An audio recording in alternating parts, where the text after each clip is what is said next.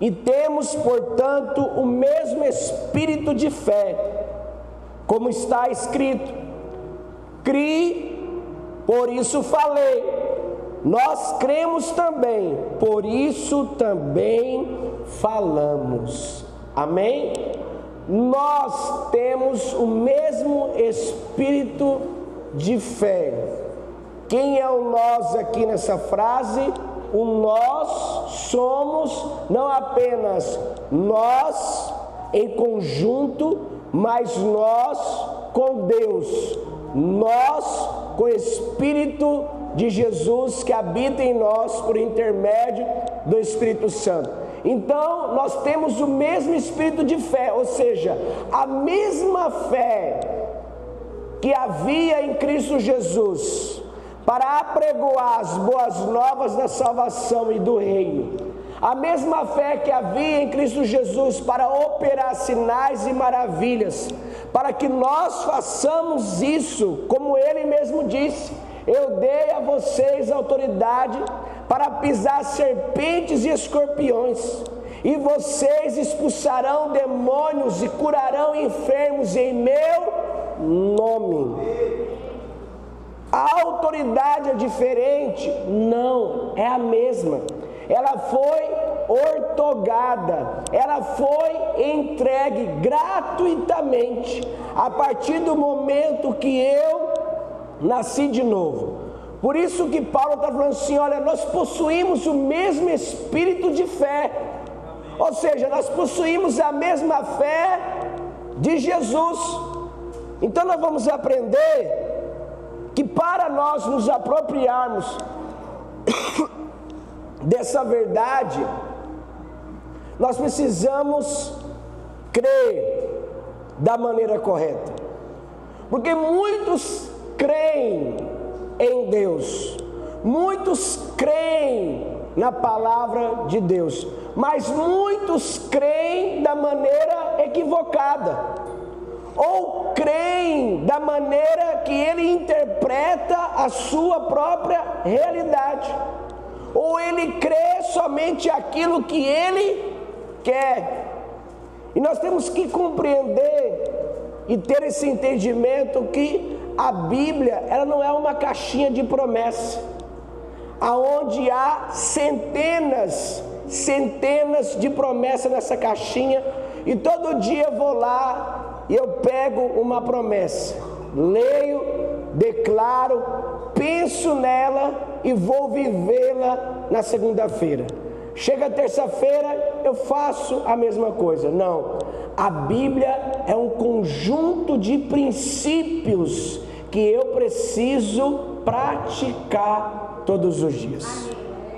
Quais são os dois principais princípios que nós poderíamos mudar o nome de mandamento, o qual se resume toda a palavra? Amarás o Senhor teu Deus de todo o teu coração, amarás o Senhor teu Deus de todo o teu entendimento, e amarás o Senhor teu Deus de toda a sua força. Amém? Agora Jesus também diz, o segundo mandamento: amar o próximo como a ti mesmo. Só que no final do ministério de Jesus, ele dá um upgrade, ele aperfeiçoa esse segundo mandamento, porque tem gente que não se ama. O fato de ele não se amar, ele tem uma grande dificuldade de amar o próximo, mas ele tem prazer em fazer mal ao próximo. Então, ele não pode amar o próximo como ele ama a si mesmo. Então Jesus, ele fala para os discípulos: agora vocês vão amar uns aos outros como eu vos amei, da mesma maneira que eu me entrego por vós.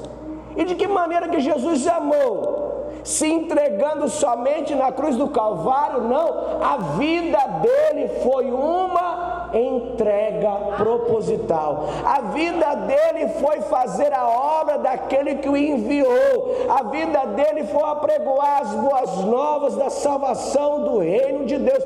A vida dele foi resplandecer a imagem de quem Deus é, o Verbo vivo e encarnado em Cristo Jesus, revelado ao homem. Aleluia.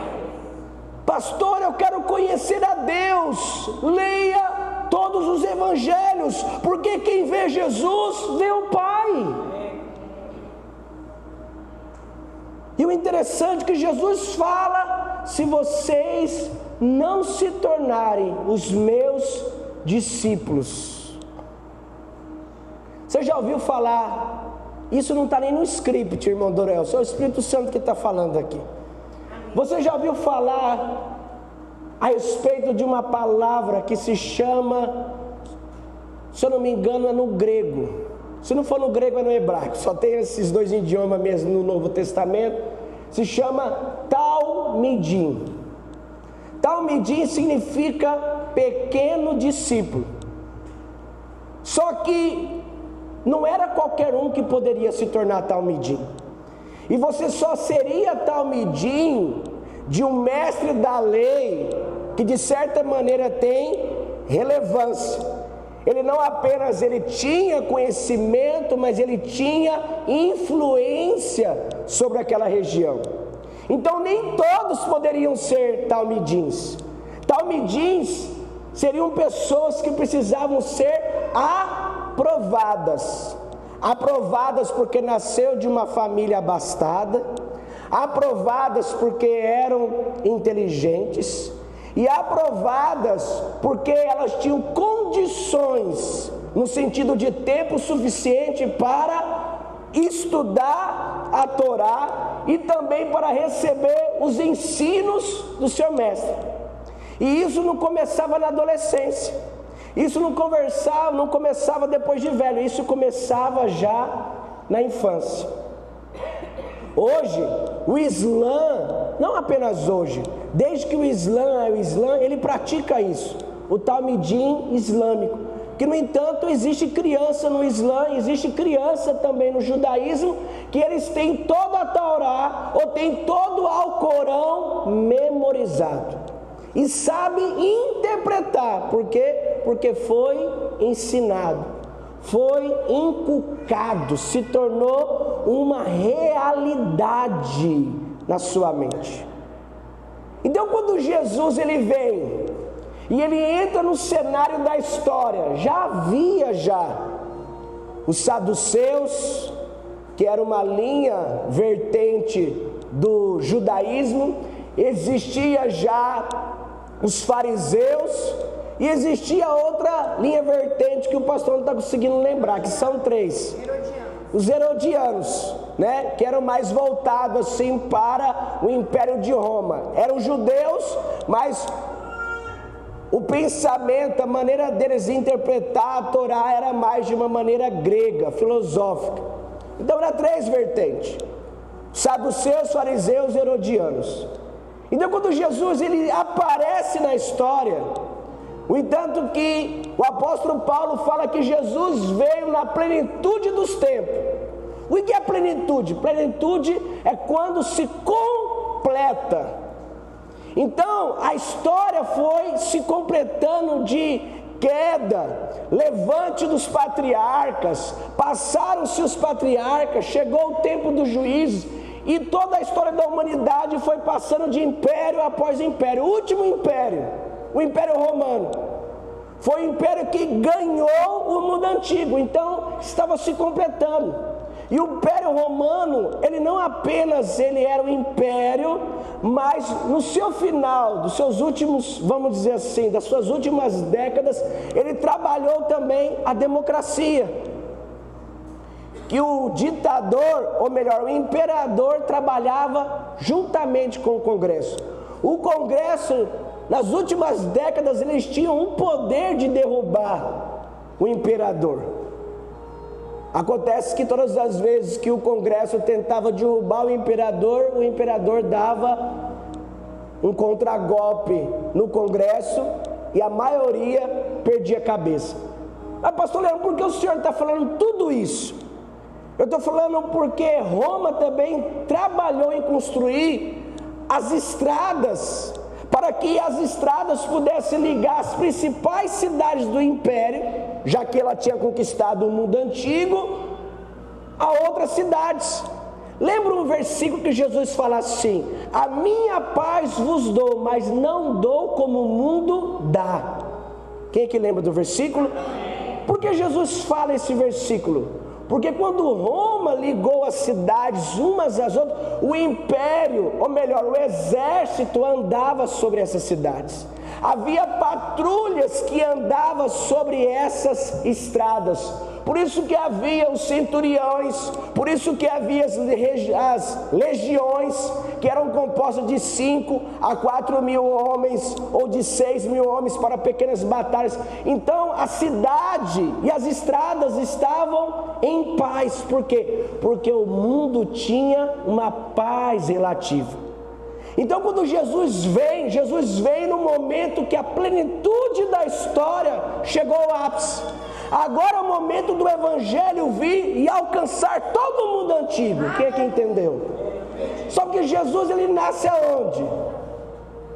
Aonde que Jesus nasceu, irmão? Belém. Ixi, tinha gente que ia falar Jerusalém aqui. Jesus nasceu em Belém. Um dos religiosos da época falou para Nicodemos: por acaso há alguma coisa boa que pode surgir de Belém? De lá não vem profeta, mas havia uma profecia que de Belém viria o Salvador. E Jesus vem. Quando Jesus então chega nesse cenário de todo pano de fundo, seja político, seja religioso, seja social, havia um turbilhão de mudança e de radicalidade em toda aquela região. Jesus, ele viu que cada mestre da Torá tinha os seus talmidim. Então quando Jesus ele chega até os discípulos, e ele fala assim para André e Pedro: segue-me. Na segunda vez que encontra com eles, sabe o que aconteceu com Pedro, com André e com todos aqueles discípulos, ou melhor, com a maioria dos discípulos? Eles tinham sido rejeitados, porque eles não eram de família nobre, ou eles não tinham tempo para estudar, ou eles não eram intelectuais. Por isso que eles não eram, na grande maioria, eruditos. Não sabiam falar. Quando Pedro foi batizado com o Espírito Santo e ele pregou o Evangelho em Atos capítulo 2 ou capítulo 3, alguma coisa assim, eles falam assim: mas esse aí não era iletrado? Como que agora ele é uma pessoa letrada, erudita, que conhece das coisas da Torá, das coisas de Deus? Porque ele andou 3 anos e meio na melhor faculdade da vida, Jesus.com. E não foi EAD não, foi presencial, 24 horas. Então o que Jesus fez, irmão? Jesus, ele escolheu 12 que era rejeitado para se tornar os seus talmidim. Amém. Você está entendendo a realidade do que é você estudar a Bíblia juntamente com escritos históricos? É isso. Porque muitas vezes a gente lê a Bíblia não é feita para ler. A Bíblia não foi dada ao homem para ler, a Bíblia foi dada ao homem para estudar. A Bíblia é a revelação de quem Deus é. A Bíblia é a revelação de um pai que amou o seu filho, o criou, cuidou muito bem dele. O filho um dia o traiu, sofreu a queda, foi punido por causa da desobediência, mas mesmo assim agora ele resolve vir ao mundo como Deus vive encarnado, Jesus, para resgatar o filho que havia se perdido. Para dizer para o filho, para dizer para nós: eu os amo de tal maneira que eu me entrego por vocês na cruz do Calvário. Eu vos amo de tal maneira que eu farei cada um de vocês os meus talmidim, os meus pequenos discípulos. Então aqui nós aprendemos através do apóstolo Paulo que a mesma fé, o mesmo modo de crer que habitava em Jesus, Ele deseja que nós tenhamos. Fala para a pessoa que está ao seu lado: creia como Jesus creu. Amém? Mas pastor, de que maneira eu vou crer corretamente? No quinto slide está aí. Primeiro, através da mente de Cristo. A mente natural, conforme Paulo explica em 1 Coríntios capítulo 2,14, está limitada em sua capacidade de compreender as coisas do Espírito. Vamos meditar nesse versículo? Vamos abrir a nossa Bíblia lá em 2 Coríntios, ou melhor, 1 Coríntios capítulo 2,14. Olha o que diz. Agora é 1 Coríntios capítulo 2,14, rapidinho. Vamos ganhar tempo, procura. Estou achando. 1 Coríntios 2,14, diz assim: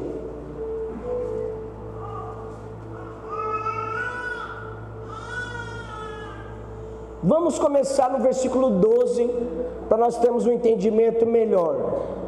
Nós, porém, não recebemos o Espírito do mundo, mas o Espírito procedente de Deus, para que entendamos as coisas que Deus nos tem dado gratuitamente.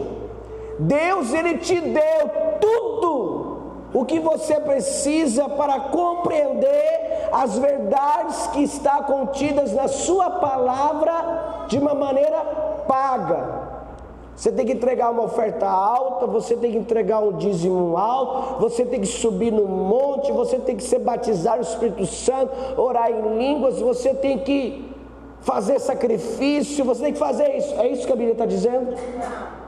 A Bíblia está dizendo que Ele entregou gratuitamente.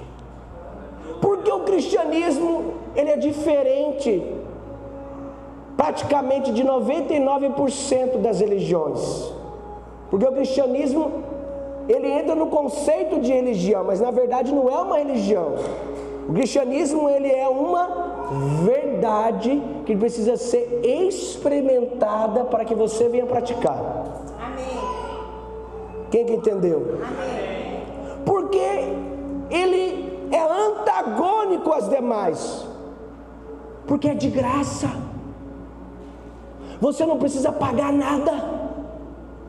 Você não precisa subir no monte, você não precisa jejuar, você não precisa tantas coisas que o homem diz para você, até na internet, para você fazer. É de graça, é acessível pela fé. Aleluia. Aí você fala assim: pastor, então por que eu oro? Pastor, então por que eu jejum? Pastor, porque eu gosto até mesmo de orar no monte? Pastor, porque eu cultuo o Senhor juntamente com meus irmãos? É porque aquilo que foi de graça para você custou um alto preço para alguém. E esse alto preço que custou para esse alguém, Ele disse: vá e façam vós também. Amém. Então, meu irmão, quando você entende que é de graça, acessível pela fé, não há um peso, um jugo que você pensa assim: eu tenho que orar, eu tenho que jejuar, eu tenho que fazer aquilo. Meu irmão, tudo isso se move em você, porque o modo de pensar está equivocado, está errado. O modo de pensar tem que ser diferente. Eu faço tudo isso porque eu sou impulsionado por Deus a fazer. Amém. eu sou impulsionado por Deus a agir, Deus que me leva a fazer isso por intermédio do Espírito Santo que habita em mim. Então não é um preço, não causa fadiga, não causa cansaço. Nós temos que parar de dizer: estou pagando preço por você. Está repreendido. Ninguém está pagando preço pela minha vida, ninguém está pagando preço pela sua vida, porque Jesus já pagou o alto preço.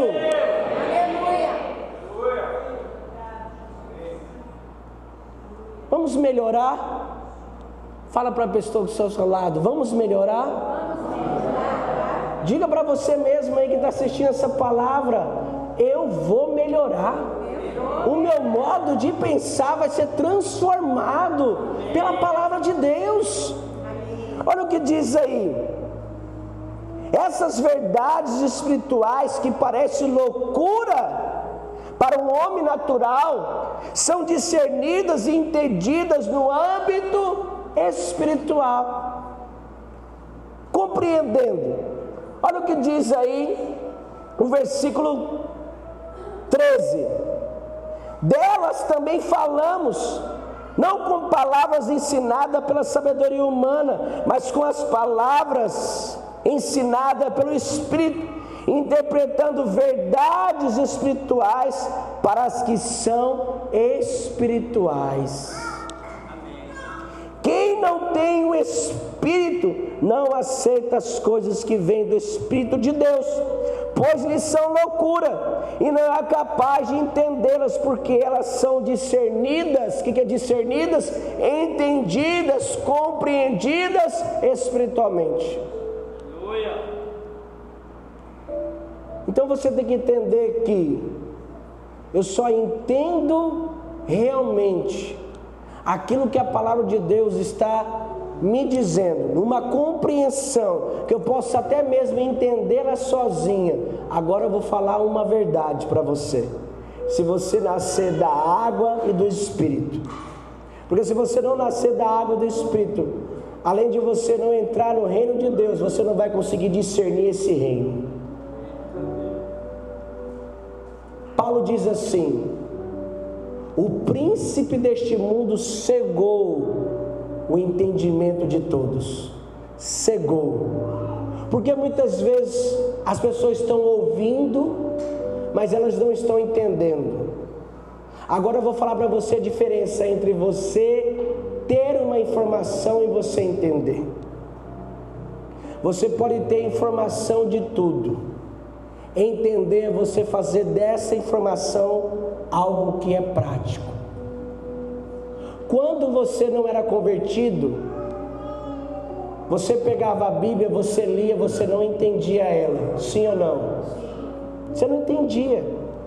Você poderia até tentar entendê-la, era apenas uma informação.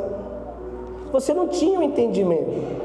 Mas a partir do momento que você ouviu do Evangelho, você ouviu que Jesus Ele é o Salvador, que Jesus Ele é o Senhor, que Jesus Ele veio para trazer o presente da salvação para você, que Jesus morreu na cruz do Calvário, no terceiro dia ressuscitou, e que se você crer nele você será salvo, e você então aceitou o convite da salvação. Primeiro passo você deu.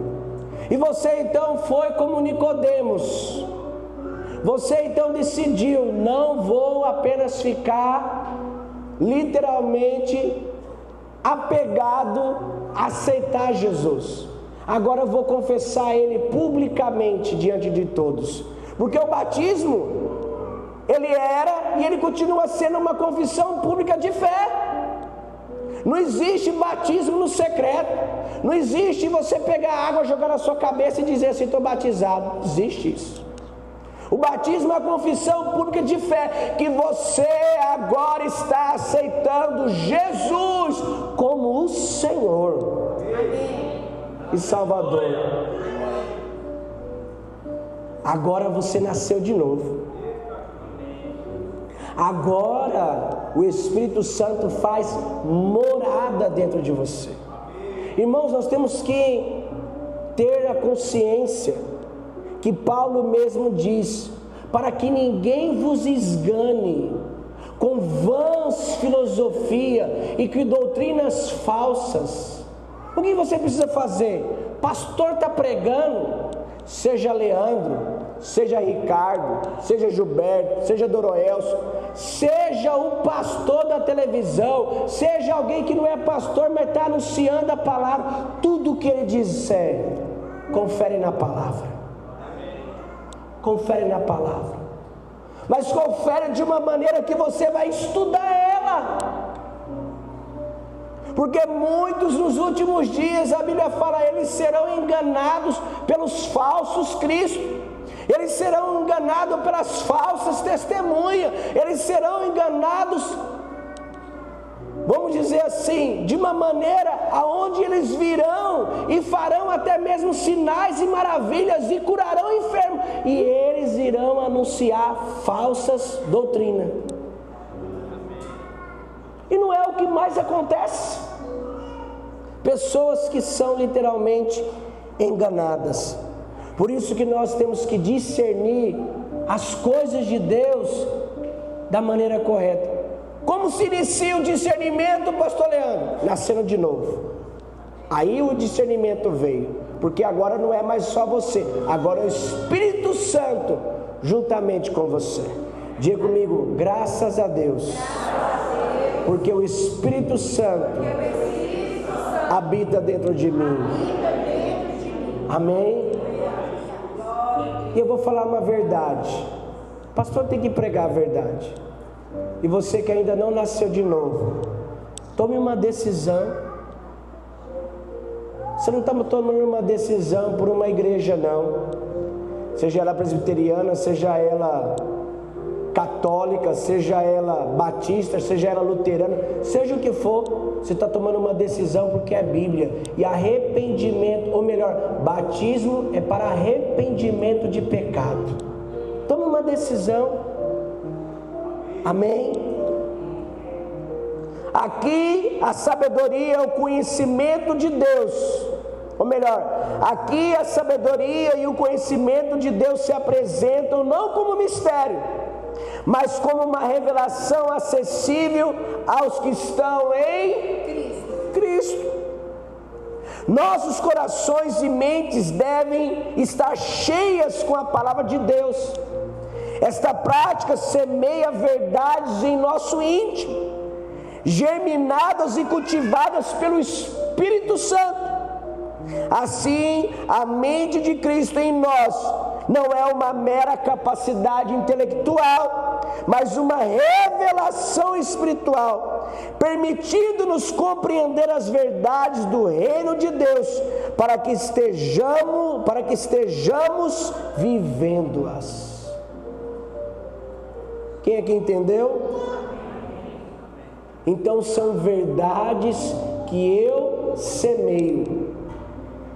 Não é verdades, irmão, que você pega na internet. Não é verdades que você apenas pega no culto de domingo. São verdades que você semeia segunda, terça, quarta, quinta, sexta, sábado, domingo.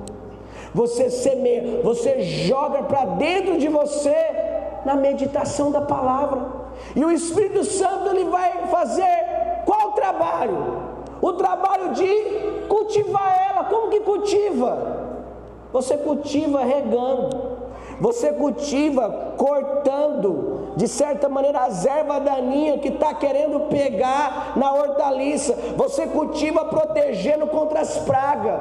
O que você tem que fazer, irmão? Cultivar a mente de Cristo, cultivar a fé de Cristo, cultivar a unção de Cristo, cultivar as obras maiores que Ele disse que nós iríamos fazer.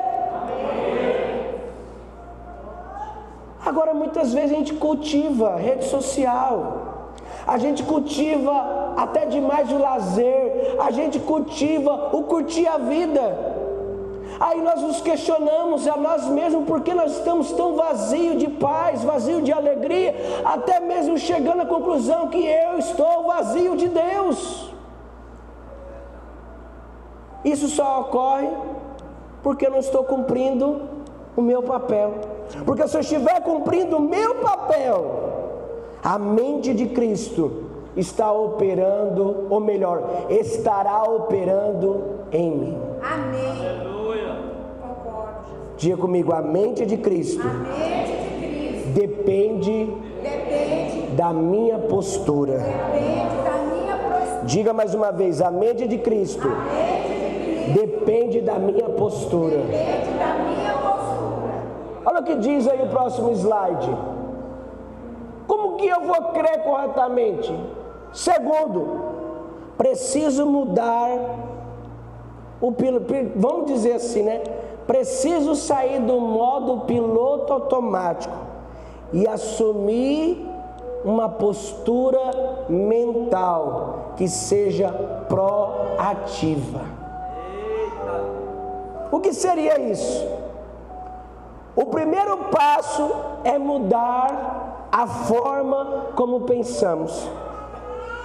As mudanças começam sempre em nossas mentes, ou seja, as mudanças sempre acontecem, ou melhor, sempre começam no nosso modo de pensar.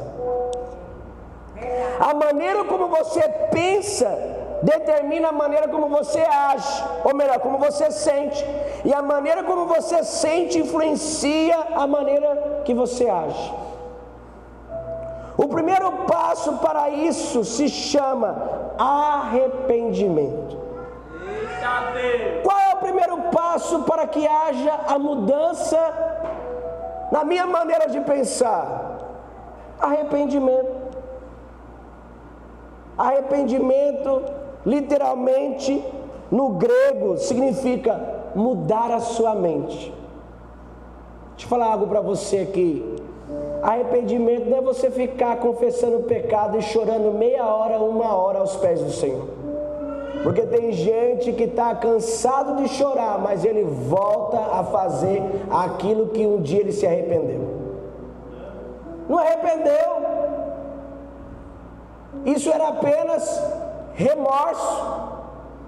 Isso foi constatado, verificado como remorso.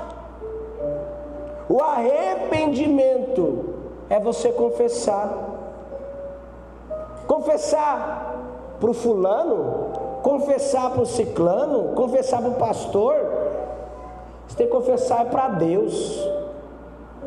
E falar assim: Deus, me perdoe, porque eu passei anos crendo da maneira equivocada, até mesmo na sua palavra. Eu passei anos vivendo de uma maneira incorreta, porque o meu modo de crer na tua palavra estava totalmente contradizendo aquilo que ela diz. Senhor, eu me arrependo nesta noite, porque eu quero sair daqui, ó Pai, realmente transformado por esta palavra, crendo como Jesus creu, fazendo o que Jesus fez, para que o nome do Senhor seja glorificado através da minha vida. Eu quero crer corretamente. Amém. Você precisa sair, meu irmão, do modo, vamos dizer assim, você precisa sair do piloto automático. Você está vivendo a vida literalmente no piloto automático. Sai daqui, você já sabe o que vai fazer. Ou eu vou numa churrascaria da glória a Deus.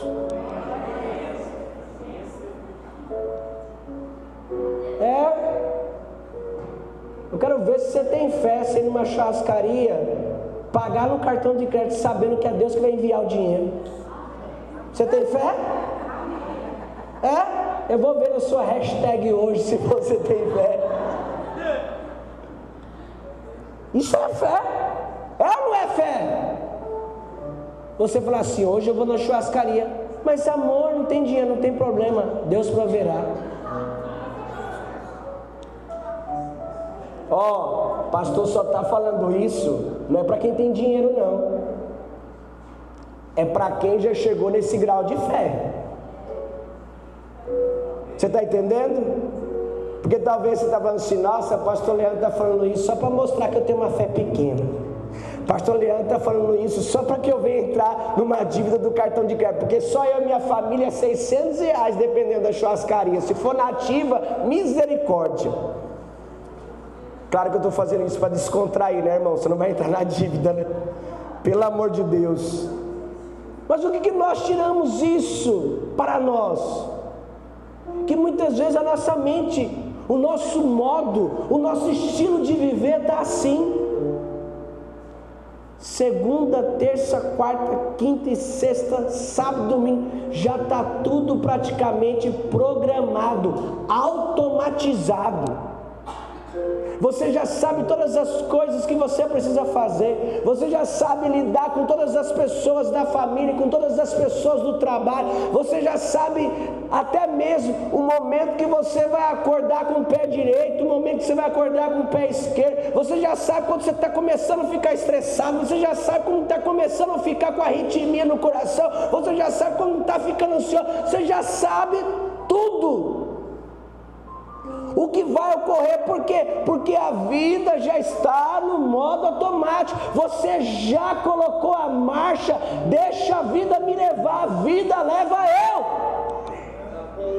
E Deus está dizendo para você hoje: solta esse volante, tira a mão desse leme, deixa eu comandar a sua vida. Eu recebo. Meu irmão, se Jesus colocar a mão nesse volante, para alguns que estão literalmente passando por uma peleja, mas não é uma peleja pequena não, é uma peleja grandiosa, Ele vai levar você a trilhar o caminho da vitória. Para outros que estão já com o barco naufragando, se Ele pegar o leme, Ele vai levar você para o porto seguro. Aleluia. Mas será que nós estamos dispostos a entregar? Mas é entregar mesmo, não é entregar hoje e amanhã pegar de volta. A nossa vida com Deus, eu digo assim, como diz a palavra, tem tempo para tudo lá em Eclesiastes. Meu irmão, tem tempo de rir, tem tempo de brincar, tem tempo de se divertir, tem tempo de curtir, mas que não falte a nós tempo de levar a sério a nossa vida, porque o diabo, ele não brinca, o mundo lá fora não brinca, ele leva a sério o propósito de te destruir. Ele leva a sério, porque essa é a missão dele: matar, roubar e destruir. Mas Jesus veio para desfazer as obras de Satanás. E Ele veio para que tenhamos vida e vida em abundância. Então eu consigo levar a sério e eu consigo ainda me divertir. Eu consigo levar a sério e eu ainda consigo ter paz. Eu consigo levar a sério e eu ainda consigo me alegrar. Por quê? Porque a minha vida é comprometida com Jesus. A minha vida não é comprometida com fulano, com Beltrano. A minha vida é comprometida em primeiro lugar com Jesus. A maneira como você pensa fará você sentir. A maneira como você sente influenciará o seu agir. Agora existe um ditado que diz assim: cuidado como você pensa, porque ele fará você sentir. Cuidado como você sente, porque ele fará você agir. Cuidado como você age, que determinará o seu destino. Começa tudo aonde? No agir? Começa da maneira que você pensa. É da maneira, porque pensar todo mundo pensa, mas da maneira que você pensa. Vamos lá, pastor Leandro. Agora eu creio da maneira correta. O que eu preciso fazer? Eu preciso me posicionar. Olha o que diz sobre posicionamento. Quando deixamos de nos posicionar sobre as coisas que acontecem ao nosso redor, estamos indo contra o que a palavra do Senhor nos ensina. Quem fica observando o vento não plantará, e quem fica olhando para as nuvens não colherá. É o que diz Salomão em Eclesiastes. Assim muitas vezes nós estamos agindo. Se a circunstância estiver desfavorável, eu não vou plantar. Se aparentemente estiver vindo uma tempestade, eu não vou colher. O que Salomão está querendo dizer? Ele está dizendo o seguinte: enquanto você não age, a vida está passando. Enquanto você estiver no modo automático, a vida está passando e tem muita gente passando na sua frente. Enquanto você não age, a sua família continua do mesmo jeito. Enquanto você não age, o seu futuro está comprometido. Enquanto você não age, você vai continuar com o mesmo modo de pensar, você vai continuar sentindo a mesma coisa e você continuará agindo da mesma maneira. Por quê? Porque você não age, você não toma uma posição, você não se posiciona. Forte. Não adianta crer da maneira correta se não há atitude. Forte. Posicionamento. Agora eu vou falar para você algo sério. Olha o que diz aí o próximo slide. Ou melhor, vamos para o outro slide que fala sobre posicionamento também. Depois eu volto no 8º. Olha o que diz o 9. No reino espiritual não existe ausência de autoridade. Porque quando você se posiciona, você assume o que, irmão? Você assume o que? Vixe, tá com medo de falar? Tá aí, ó. Quando você se posiciona, você assume o que? Autoridade. Não adianta você ser eleito vereador se você não for diplomado. Perdeu. Foi eleito, mas não foi na formatura de diplomação. Perdão. Sabe quem vai assumir? Primeiro suplente. Então, quando você não assume a sua posição, o que acontece? O nosso adversário assume por você. No reino espiritual não existe ausência de autoridade. Ou você assume a sua posição, ou o adversário assumirá por você. Misericórdia. É bíblico. Olha o que diz aí Juízes. Diz assim um resumo de um pequeno texto. Isso aqui eu já conheço há década. O problema é que a gente só cria vergonha na cara depois que a gente apanha muito, o quanto que a gente precisa se posicionar. Fala para o irmão aí que está ao seu lado, se para o pastor Leandro deu tempo, fala de novo, se para o pastor Leandro deu tempo, para mim ainda dá. Amém? Isso aqui é uma verdade que aconteceu.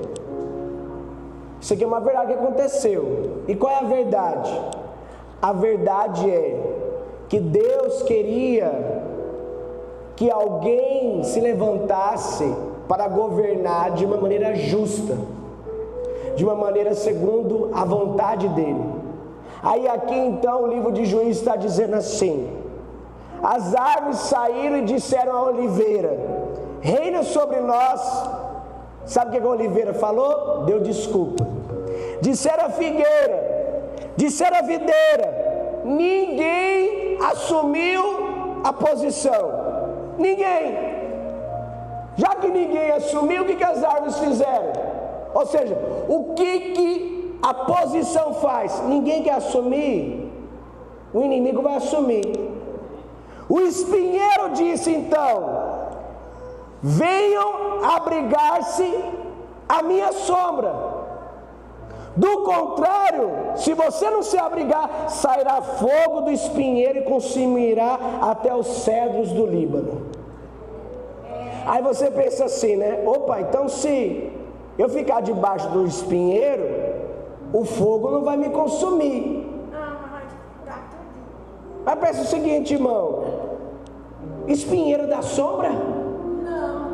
Não, espinheiro da sombra. Esse espinheiro é mentiroso. Esse espinheiro é Satanás. Ele é mentiroso. Espinheiro não dá sombra, não. Aquela sombrinha do espinheiro com duas folhinhas assim, meu irmão, quando vem o sol do Nordeste, camarada, ficar debaixo de espinheiro é favorável ou desfavorável? Totalmente desfavorável, porque o que não vai faltar é dor de ser espinhado por ele. Então o que Deus está falando aqui? Já que ninguém quer assumir posição, Satanás, ele se ocupa em fazê-lo. Porque o inimigo, ele age principalmente na nossa vida, no sentido de querer nos atrapalhar, querer fazer com que nós não venhamos prosperar, fazer com que nós não venhamos experimentar a paz, fazer com que as coisas não venham andar ao nosso favor, fazer com que os nossos relacionamentos não venham ser relacionamentos produtivos, relacionamentos confiáveis, fazer com que a nossa família não venha ser uma família onde a paz do Senhor reina, onde a nossa parentela é abençoada, onde o nosso modo de viver expressa a glória de Deus. Porque o inimigo, ele tenta, ele não se cansa, porque ele quer tomar a sua posição. E se você não se posiciona, ele toma a posição de alguma área da sua vida. Verdade. Diga comigo: eu vou sair daqui hoje posicionado. Eu vou sair daqui posicionado. Diga: eu vou sair daqui hoje. Eu vou sair daqui hoje Posicionado. posicionado. Então, como que eu me posiciono espiritualmente? Ocupando o lugar que Deus me colocou. Está aí o 8º slide. Algumas renúncias farão parte do processo do posicionamento. Nós queremos nos posicionar, mas não queremos renunciar ao que nós gostamos. Você está vendo aí? Meu irmão, como é que você quer assumir um cargo de chefia se você não quer renunciar um pouco de lazer? Se você não quer renunciar um pouco de tempo com a família? Eu estou falando para você renunciar todo o tempo da família? Não. Você vai ter que renunciar. Como que você quer que a sua empresa cresça? Que a sua empresa chegue, vamos dizer assim, a um faturamento de 50 mil mensal? E um lucro líquido de 25.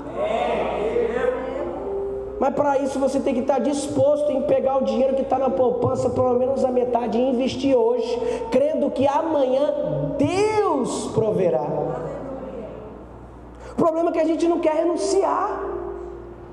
A gente quer que as coisas aconteçam, na maioria das vezes, sem nos custar muito sacrifício. Você quer assumir uma posição de autoridade? Você quer assumir uma posição de autoridade delegada por Deus? Vai te custar um preço. Mas pastor Leandro, o senhor está sendo contraditório. O senhor acabou de falar que tudo foi dado de graça. Verdade, tudo foi dado de graça. Mas para isso você nem precisa se posicionar. Você precisa tomar posse dessa verdade. Não é tomar posse dessa verdade crendo, porque crer sem agir é apenas pensamento positivo. Tem que haver uma ação. Mas o resultado do posicionamento sempre será a honra e a multiplicação. Aleluia. Todo posicionamento é acompanhado pela multiplicação e pela honra. E você pode ter certeza, na maioria das vezes não é imediata. Porque muitas vezes o que nós esperamos é que aconteça amanhã o posicionamento de hoje. Irmão, seja sincero, você viveu anos sem tomar posição. Agora você quer que em 6 meses Deus, Ele venha restituir tudo aquilo que você deixou o inimigo roubar? Passou anos fora do posicionamento, agora em 6 meses Deus vai ser obrigado a restituir? Não vai restituir não. Ele não é obrigado a restituir. Ah, pastor, mas Deus não faz milagre. Ele faz milagre, com certeza. Mas eu estou falando de algo que é plenitude, de algo que é completo, de algo que você se sente realizado. Não é um milagre apenas, não é uma provisão apenas, é algo que você sente que você está realizado, cumprindo o propósito daquele que te vocacionou. Assume uma posição. Aí fica a sua mulher assumindo a posição por você, marido, de estar orando, de estar jejuando. Toma vergonha na sua cara. Rapaz, eu fui lá na igreja batista, o pastor lá, rapaz, fala até para tomar vergonha na cara. É para falar mesmo, porque tem coisa, irmão, que a gente tem que, na verdade, às vezes até baixar um pouco o nível, para ver se o camarada entende. O camarada é teimoso, o camarada sabe o que tem que fazer, mas não quer assumir posição. Por que não quer assumir posição? Porque lhe custa uma renúncia. Lhe custa uma renúncia.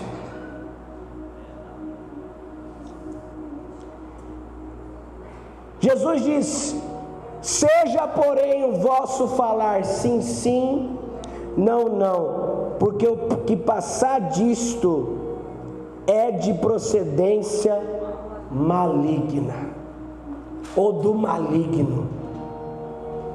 Meu irmão, o posicionamento te condiciona a dizer sim para tudo aquilo que vem de Deus e dizer não para tudo aquilo que vem da carne e de Satanás e os seus anjos caídos. Porque muitas vezes você não tem resistência contra a tentação ou contra as forças espirituais do mal que vem para agir na sua mente, que vem para agir nas suas emoções, que vem para colocar você depressivo, você cabisbaixo, uma autoestima em queda, até mesmo com pensamentos suicidas, com pensamentos ruins de fazer o mal contra as pessoas, com os pensamentos que vai dizer que você não vai prosperar, que você não vai conseguir, que você não vai vencer. É porque lhe falta posicionamento.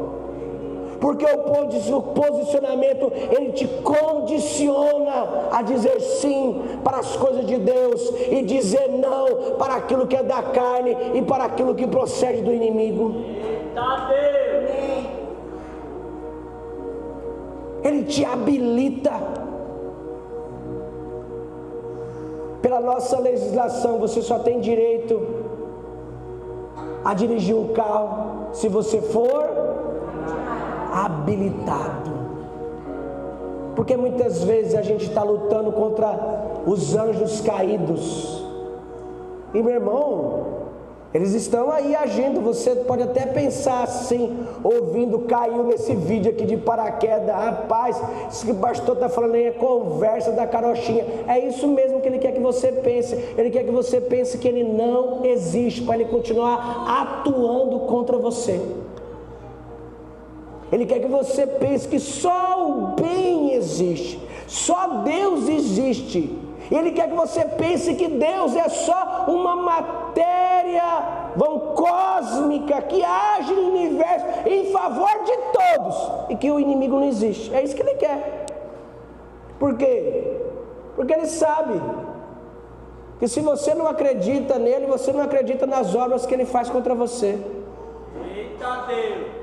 Mas você não precisa ter medo dele, porque a Bíblia fala que ele deu a você autoridade para pisar serpentes e escorpiões, e que nós que somos a igreja de Cristo, corpo vivo dele na terra, pisamos a cabeça de Satanás, a antiga serpente.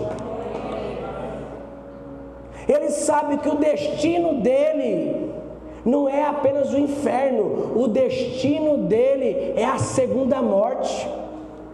Ele sabe que o destino dele é o lago de fogo, e não é, irmão, o inferno, é a segunda morte. Ele sabe que o destino dele é deixar de existir, mas ele não quer ir para esse destino sozinho.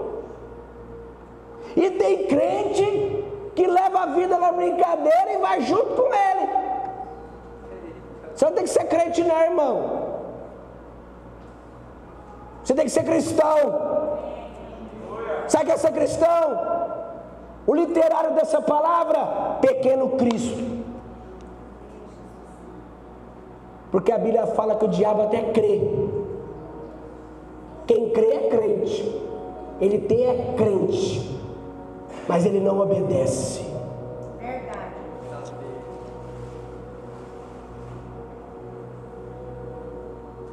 Eu creio da maneira correta. Eu me posiciono como eu devo me posicionar. E por último, para irmos embora, eu preciso viver uma vida declarando essa verdade. Olha o que eu escrevi. Ouvi uma ministração sobre fé, e nela foi dita que se a palavra está na nossa boca, mas não em nosso coração, é outra palavra que não condiz com a verdade. Porque tem gente que tem a palavra de Deus na boca, mas o coração está longe dele. Tem gente que é crente na igreja, mas lá em casa vive um inferno com os outros. Eu conheço crente que é pior do que o gentio. Será que você conhece um crente assim? Nossa, pastor, o senhor está acabando com os crentes. É porque o juízo começa pela casa de Deus, é o que diz a palavra. O juízo começa pela casa de Deus. Que se o pastor não for o referencial, o testemunho, e se ele não levar a igreja a ser referencial, testemunho, pode fechar a igreja. Pode fechar a igreja. O propósito dela não é essa. O propósito dela é o quê? É ser a imagem de Cristo aqui na terra através dos nossos atos. Esse é o propósito da igreja. Pode até ser a palavra de Deus, mas não é a palavra da fé. Olha o que diz. Mas que diz? A palavra está junto de ti, na tua boca e no teu coração. Esta é a palavra da fé que anunciamos ou que pregamos. A palavra ela está junto, na minha boca, mas eu creio no coração. O pastor falou sobre comportamento. Agora o pastor quer falar sobre fé. Não adianta você falar assim, eu creio, mas se você não vive por intermédio, por meio, através da fé. Não adianta falar assim, eu creio, mas você não tem coragem de se arriscar. Sabe quando vai dar certo? Nunca. Sabe por que não vai dar certo? Porque você está crendo na sua poupança, porque você está crendo no seu network com os amigos que vai fazer acontecer, porque você está crendo em si mesmo. Claro que eu tenho que ter o dinheiro, claro que eu tenho que ter network, claro que eu tenho que acreditar em mim, mas meu irmão, uma vida de fé é uma vida que arrisca. Eu não vou falar isso aqui mais uma vez para de certa maneira vangloriar a Alana, a mulher mais linda do mundo. Não. A Alana, há 3 anos atrás, se arriscou. chegou até a patroa dela na pandemia, tá? Não foi antes da pandemia, não. Falou para ela assim: faz uma rescisão comigo, faz um acerto. Foi lá, fez tudo certo. Pegou o dinheiro do acerto e arriscou em abrir um hotelzinho. Começou com 2 crianças. Hoje o resultado está aí. Já pensou se ela falasse assim na pandemia: eu vou me arriscar? Ela estaria hoje comendo o melhor da terra? Porque um dia ela arriscou. Agir por fé não é você ver o final da escada. Agir por fé é você ter a certeza que mesmo não havendo degrau, Ele vai criar o degrau. Ei, Deus está falando, você vai ter a sua própria loja. Não tenha medo do que as pessoas vão dizer, não. Tenha medo, não. Ele está colocando a sua própria loja na sua mão. Recebe aí. Ele vai dar a você o lugar da loja. Ele já deu a você as pessoas, os network que você precisa para você colocar aqueles vestidos lá. Vai ter muitos, escute aqui, ó, vai ter muitos que vão emprestar para você o vestido e vão falar: você só me paga porque eu sei que você já vai vender daqui uns dias. Recebe essa palavra. É sua essa palavra, não é de ninguém, é sua. Glória a Deus. Isso é agir por fé. É você declarar: Senhor, eu sei que eu tenho uma fé pequena, mas eu creio. Eu vou dar um exemplo para você que aconteceu essa semana. A gente tem que falar, irmão, daquilo que a gente vive. Eu liguei para a missionária Cristina segunda-feira e falei assim para a missionária Cristina, foi segunda ou foi sexta? Foi sexta. Eu liguei para a missionária Cristina sexta-feira e falei assim: Cristina, como que a gente vai fazer encontro? Nem 15 pessoas deu o nome. Como que a gente vai fazer encontro, missionária Cristina? Não foi essa sexta não, foi sexta-feira retrasada. Ou melhor, foi segunda-feira retrasada, isso mesmo. Retrasada não, passada, né, praticamente. Aí eu falei assim: como que a gente vai fazer o encontro? Nem 15 pessoas deu o nome. E agora, como que vai ser, Cristina? Aí a Cristina falou assim: pastor, confie, descanse e vamos para frente. Mas o pastor de vocês aqui, muito inteligente, eu nem tinha visto a lista de pessoas que deu o nome. Mas a minha ansiedade me levou à precipitação no falar. A minha ansiedade me levou a uma fé pequena, e que foi demonstrada para a missionária. Aí eu pensei assim, depois da ligação: na hora eu vou conferir a lista. Quando eu peguei a lista, já tinha 37 nomes. Irmão, na hora eu fui lá no quarto, dobrei o meu joelho: Senhor. Comecei a chorar. Aquele misto de choro, de alegria, de arrependimento. Me perdoe pela minha fé que foi pequena. Você já fez esse pedido de perdão ao Senhor? Quantas vezes Deus já não te deu um livramento de uma conta que você precisava pagar e o dinheiro caiu naquele dia e você não estava nem acreditando? Já estava pensando no cheque especial, já estava pensando no cheque que ia voltar, já estava pensando no boleto que ia ter que pagar no outro dia, pagar na outra semana, porque não havia previsão de dinheiro chegar, e Ele chegou para te socorrer. Quantas vezes você pediu para uma intervenção divina, um milagre, para que Deus pudesse operar na vida de alguém, e operou, e você não acreditava que ia operar dessa maneira? Quantas vezes? E você não teve nem a capacidade de pedir perdão para Deus, esqueceu na hora. Porque, irmão, incredulidade é pecado. Incredulidade É você está dizendo assim, você está dizendo dessa maneira: eu não creio que o Senhor é capaz de intervir nessa situação. Misericórdia. Mesmo Ele sendo Deus. A palavra da fé deve estar na nossa boca e em nosso coração. Se ela está apenas em um desses lugares, ela pode ser outro tipo de palavra, mas não é a palavra da verdade. Agora deixa eu dizer aqui, em outros tipos de lugar, não adianta ela estar no coração. Eu creio, se você não declara. É apenas pensamento positivo. Eu creio, não. Tem que haver, ou melhor, tem que vir juntamente com uma ação.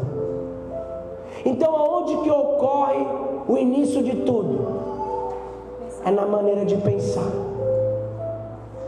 Porque a maneira de pensar vai te condicionar a se posicionar. E o posicionamento dará a você a habilidade para declarar em fé. Amém. Agora nós vamos encerrar dizendo, repetindo todos esses versículos. Quando eu falar o primeiro, tá pequeno, né? Então você vai repetir comigo por fé. Você vai repetir comigo declarando, diz assim: porque todo que é nascido de Deus vence o mundo. E esta é a vitória que vence o mundo, a nossa fé. O que te leva a vencer o mundo, irmão? A nossa fé. Mas é uma fé apenas crendo? Não, é uma fé operante. Glória a Deus. Ela está condicionada ao seu modo de agir. Ei, é modo de agir, não é apenas um agir. Hoje domingo eu saio daqui agindo por fé. Amanhã, no primeiro não que eu recebo no trabalho, já vira incredulidade. Está repreendida essa história. Toda resistência que você terá essa semana, ela será o trampolim para a sua vitória. Amém. Diga comigo, disse Jesus, tudo é possível, aquele que crê. Quem é que crê? Amém. Tudo é possível. O que Jesus falou para esse homem? O que ele falou para esse homem? Mas pastor, a filha dele já estava morta. O que ele disse para ele? Para que a fé dele não morresse, porque a notícia chegou e a fé dele começou a ficar fragilizada. A sua filha morreu, não incomoda mais o mestre. Jesus vendo, meu irmão, Jesus ele enxerga no âmbito espiritual. Jesus vendo que a fé dele estava fragilizada, disse para ele assim: tudo é possível que eu creio. Na hora a fé dele revivou, reanimou. Eu creio, quando eu chegar em casa, Jesus vai ressuscitar minha filha. Aleluia. Meu irmão, o que não vai faltar nessa vida é gente gorando a sua fé. O que não vai faltar na sua vida é pessoas invejosas querendo ter o que você tem. O que não vai faltar na sua vida é pessoas que vão vir. Eu tenho uma crítica construtiva para você daquilo que as pessoas não construíram nada na vida e estão querendo se meter na sua. Eita, Deus é forte. Não vai faltar. Mas isso não pode ser de maneira alguma uma pedra de tropeço para enfraquecer sua fé. Amém. Porque tudo é possível ao que crê. Repita comigo, porque Deus, ou melhor, pois Deus não me deu, diga, não me deu espírito de covardia, mas de poder, de amor e de equilíbrio. Deus deu a você espírito de medo? De covardia? Eu não vou me arriscar, eu não vou lá conversar com o chefe, eu não vou conversar com a fulana, eu não vou conversar com o Beltrano, porque vai dar com problema, porque isso, porque aquilo. Eu vou jogar tudo debaixo dos panos e deixa com que o tempo venha se culpar e resolver. Não, Ele não chamou para você ser medroso, Ele não chamou para você ter espírito de covardia. Ele te chamou para você ter espírito de poder. Mas quem te outorgou o poder? A autoridade, a posição que você assumiu. Em outras versões diz assim: Ele te deu espírito de ousadia. Davi foi ousado, o gigante Golias estava lá e todo mundo com medo, 40 dias o gigante blasfemando e o povo com medo, até o rei estava na tenda morrendo de medo. Mas chegou um homem que não era covarde, chegou um homem que era ousado, e na hora que ele foi para a batalha, Deus deu a ele poder. Aleluia! Diga comigo: Deus já me deu o poder suficiente. Deus já me deu o poder suficiente para resolver problemas. Amém? É só poder que Ele deu? Deu amor. Deu amor. O que não pode faltar de todos os dons é o amor. Ai, pastor, mas as pessoas, elas não me amam. Não tem problema. Você já é amado por aquele que é mais importante para você. E Ele ama você tanto que Ele habita dentro de você.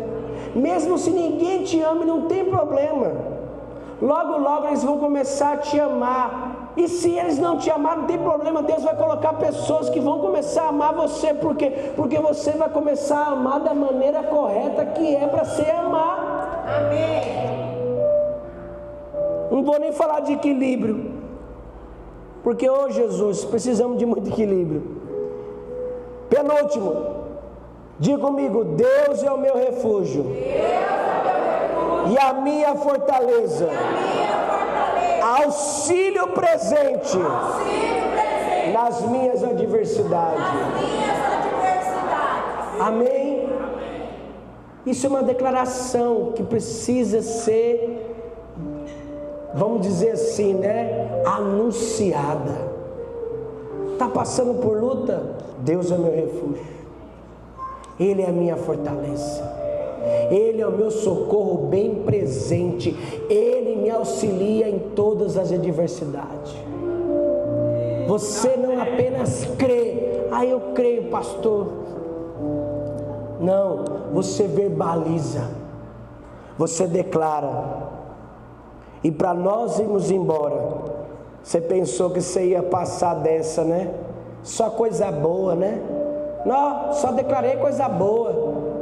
Para você ir embora, fica com essa. E para você que estava pensando que ia terminar o vídeo de boa, fica com essa, declare essa: fui crucificado com Cristo. Assim, já não sou eu quem vivo, mas Cristo vive em mim. Amém? É para Jesus? É para Jesus?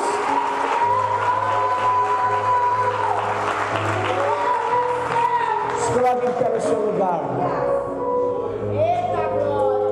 O que eu aprendo? Eu aprendo o seguinte: que não adianta eu declarar todas as bênçãos de Deus sobre a minha vida. Não adianta eu declarar o quanto que Deus, Ele é a minha fortaleza, o quanto que Deus, Ele me socorre. Não adianta eu declarar o tanto que eu almejo da parte de Deus, o tanto que eu projeto para a vida, daquilo que eu vou conquistar, de todos os planos que eu faço muito bem elaborado, de todos os relacionamentos que eu vou ter com as pessoas para alcançar os sonhos, até mesmo para fazer o bem para o próximo. Se eu não aprender a crucificar a mim mesmo, você está em casa aí, está no trabalho, está no ônibus, não importa, crucifica isso aqui, ó. Ela taca fogo no mundo. Começa a crucificar o seu eu orgulhoso. Começa a crucificar o seu eu orgulhoso. Estão falando de mim. Deixa falar. Deixa falar. Quem não é anunciado não é ouvido. Você já viu essa? Quem não é anunciado não é ouvido, não é visto. Se estão falando mal de você, estão falando mal, não tem problema. O importante é que estão falando de você. Essas pessoas estão se ocupando para falar mal de você. Olha o trabalho que você está dando para elas. E você está preocupado com o conteúdo que elas estão falando a seu respeito. Ei, o juiz é o Senhor. Para de dar justificativa para quem não merece ouvir cada uma delas. Para de dar explicações. Deixa Deus fazer através de você.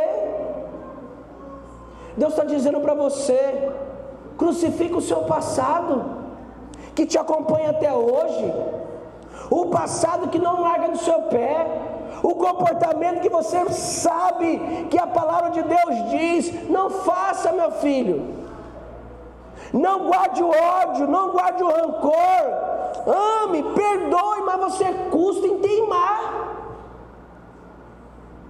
Deus está falando para você: tome uma posição, deixa de ser rebelde, deixa de ser teimoso, mas você não toma, você não assume, crucifica isso aí. Fale para Deus: Deus, eu quero crucificar meu velho homem. Paulo disse: fazei morrer o velho homem, que todos os dias, irmão, está no nosso cangote, dizendo para nós: você não vai mudar, você não vai conseguir, você não vai prosperar, você não vai vencer, sendo que você vai conseguir por intermédio de você, não, por intermédio do Espírito Santo que habita dentro de você. Amém. Eu só preciso crer corretamente, eu preciso somente me posicionar, eu preciso declarar. Coloca a mão sobre o teu coração e uma outra sobre a tua cabeça. Mesmo você que está aí assistindo o final dessa palavra, faça isso. Senhor Deus, aqui está, ó Pai, a tua igreja. Aqui está, ó Pai, este meu irmão, esta minha irmã, essa pessoa que está assistindo essa palavra também. Pai, a tua palavra nos edificou, nos fortaleceu, mas que venhamos colocá-la em prática no dia de hoje. Senão ela será, ó Pai, em nós apenas uma palavra. Mas, ó Pai, eu quero, e nós, ó Pai, acreditamos que ela é a verdade absoluta, que nos liberta, que nos transforma, que nos cura, e que naquele grande dia há de nos salvar, porque a tua palavra é Jesus, o Verbo vivo encarnado de Deus na terra. Senhor, em nome de Jesus, que venhamos crucificar o nosso eu no decorrer desses dias, que venhamos dizer não para a nossa carne, venhamos dizer não para o nosso orgulho, venhamos dizer não para o nosso ressentimento, não, ó Pai, e que venhamos dizer sim para o perdão, sim para a humildade, sim para o amor abundante que há em nosso coração por intermédio do Teu Espírito Santo. Nos faça crer da maneira correta, mediante o estudo da Tua Palavra, e que venhamos nos posicionar nos habilitando a declarar a tua palavra de fé. Assim, ó Pai, nós oramos e te agradecemos em nome de Jesus. E todos nós dizemos amém. E não se esqueça, não tenha medo, tenha fé. Deus abençoe você, Deus abençoe a sua família, em nome de Jesus, amém?